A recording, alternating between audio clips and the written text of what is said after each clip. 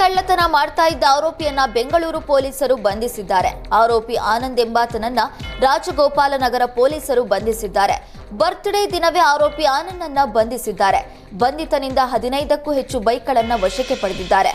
ಆರೋಪಿ ಆನಂದ್ ಮನೆಯಿಂದ ಡ್ಯೂಟಿಗೆ ಹೋಗುವಂತೆ ರೆಡಿಯಾಗಿ ಬರ್ತಿದ್ದ. ಮನೆಯವರು ಕೂಡ ಕೆಲಸಕ್ಕೆ ಹೋಗ್ತಾನೆ ಎಂದು ಭಾವಿಸಿದ್ರು. ಆದ್ರೆ ಈತನ ಕೃತ್ಯ ಮಾತ್ರ ಬೈಕ್ ಕಳ್ಳತನ ಮಾಡೋದಾಗಿತ್ತು. ಹಗಲಿನಲ್ಲೇ ಮನೆ ಮುಂದೆ ಹಾಗೂ ಪಾರ್ಕ್ ಬಳಿ ನಿಲ್ಲಿಸಿದ್ದ ಬೈಕ್ ಕಳವು ಮಾಡ್ತಾ ಇದ್ದ. ಈಗ ಪೊಲೀಸರಿಗೆ ಆನಂದ್ ಅತಿಥಿಯಾಗಿದ್ದಾನೆ.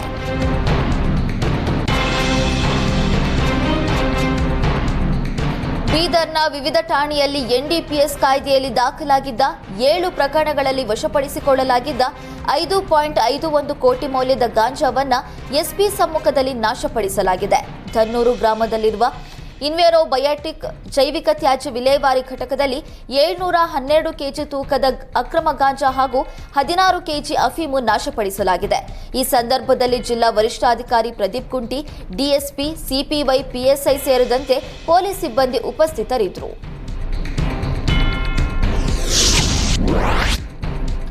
ಡ್ರಗ್ ಮುಕ್ತ ಮಂಗಳೂರು ಮಾಡಲು ಪೊಲೀಸ್ ಇಲಾಖೆ ಪಣ ತೊಟ್ಟಿದೆ. ಡ್ರಗ್ಸ್ ಮಾಫಿಯಾ ವಿರುದ್ಧ ಮಂಗಳೂರು ಪೊಲೀಸ್ ಇಲಾಖೆ ಬೃಹತ್ ಕಾರ್ಯಾಚರಣೆ ನಡೆಸಿ ಕೋಟಿ ಮೌಲ್ಯದ ಡ್ರಗ್ಸ್ ನಾಶಪಡಿಸಿದೆ. ಸುಮಾರು 6 ಕೋಟಿ 80 ಲಕ್ಷ ರೂಪಾಯಿ ಮೌಲ್ಯದ ಡ್ರಗ್ಸ್ ನಾಶಪಡಿಸಿದೆ. ಸುಮಾರು 343 ಕೆಜಿ ಮಾದಕ ವಸ್ತು ಬೆಂಕಿಗಾಹುತಿಯಾಗಿದೆ. ಮಂಗಳೂರು ನಗರ ಪೊಲೀಸ್ ಆಯುಕ್ತ ಅನುಪಮ್ ಅಗರ್ವಾಲ್ ನೇತೃತ್ವದಲ್ಲಿ ಡ್ರಗ್ ನಾಶ ಮಾಡಲಾಗಿದೆ. ಮಂಗಳೂರು ಹೊರವಲಯದ ಮುಲ್ಕಿ ಕೋಳ್ನಾಡು ಇಂಡಸ್ಟ್ರಿಯಲ್ ಏರಿಯಾದಲ್ಲಿ ಕಾರ್ಯಾಚರಣೆ ನಡೆಸಿ ಡ್ರಗ್ ಅನ್ನು ನಾಶಪಡಿಸಲಾಗಿದೆ.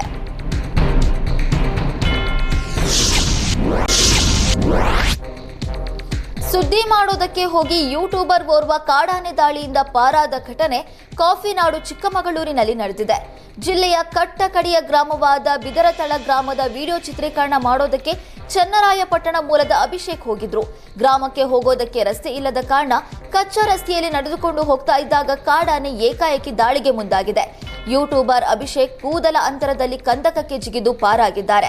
ಆನೆಯನ್ನ ಕಂಡ ಅಭಿಷೇಕ್ ಕಂದಕಕ್ಕೆ ಜಿಗಿದಿದ್ರಿಂದ ಕಾಲು ಹಾಗೂ ಮುಗಿನ ಭಾಗಕ್ಕೆ ಗಂಭೀರ ಪೆಟ್ಟಾಗಿದೆ.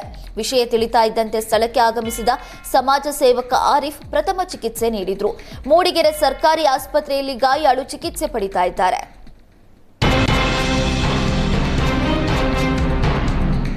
ವಿಜಯಪುರ ಜಿಲ್ಲೆಯಲ್ಲಿ ನಡೆಯುವ ಉತ್ತರ ಕರ್ನಾಟಕದ ಅತಿ ದೊಡ್ಡ ಜಾನುವಾರು ಜಾತ್ರೆ ಈ ಬಾರಿ ಕಳೆಗುಂದಿದೆ.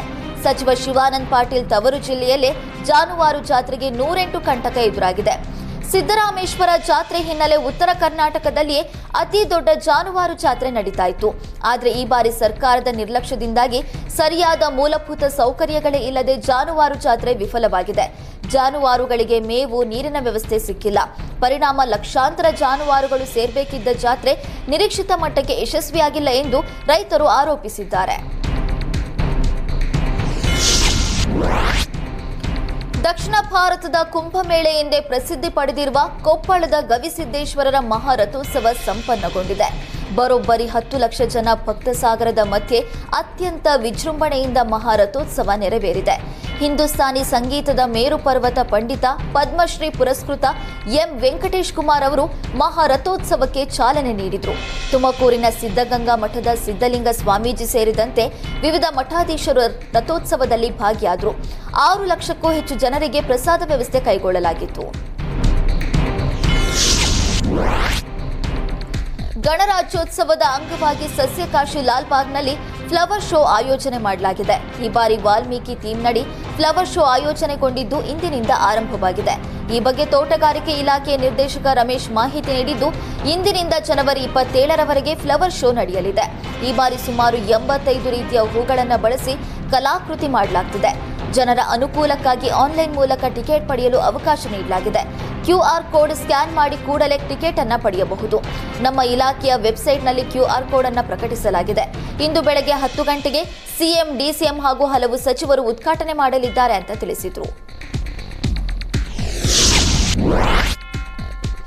ದಿಲ್ಲಿ ದಂಗಲ್ ರಂಗೇರಿದ್ದು ನಾಮಪತ್ರ ಭರಾಟೆ ಶುರುವಾಗಿದೆ. ನಿನ್ನೆ ದೆಹಲಿ ಮಾಜಿ ಸಿಎಂ ಆಪ್ ನೇತಾರ ಅರವಿಂದ್ ಕೇಜ್ರಿವಾಲ್ ಹೊಸ ದೆಹಲಿ ಕ್ಷೇತ್ರದಿಂದ ನಾಮಪತ್ರ ಸಲ್ಲಿಸಿದ್ರು. ಮತ್ತೊಂದು ಕಡೆ ಅರವಿಂದ್ ಕೇಜ್ರಿವಾಲ್ ವಿರುದ್ಧ ಬಿಜೆಪಿ ಅಭ್ಯರ್ಥಿ ಪರ್ವೇಶ್ ವರ್ಮಾ ಕೂಡ ನಾಮಿನೇಷನ್ ಸಲ್ಲಿಸಿದ್ರು. ಒಟ್ಟಾರೆ ನಿನ್ನೆ ಒಂದೇ ದಿನ 50ಕ್ಕೂ ಹೆಚ್ಚು ಅಭ್ಯರ್ಥಿಗಳು ನಾಮಪತ್ರ ಸಲ್ಲಿಸಿದ್ದು ದಿಲ್ಲಿ ಅಖಾಡ ಕಾವು ಪಡೆದುಕೊಂಡಿದೆ.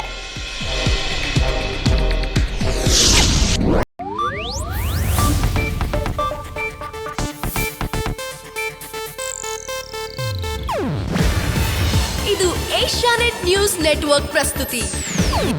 ನೀವು ನೋಡ್ತಿದ್ದೀರಾ ಏಷ್ಯಾನೆಟ್ ಸುವರ್ಣ ನ್ಯೂಸ್.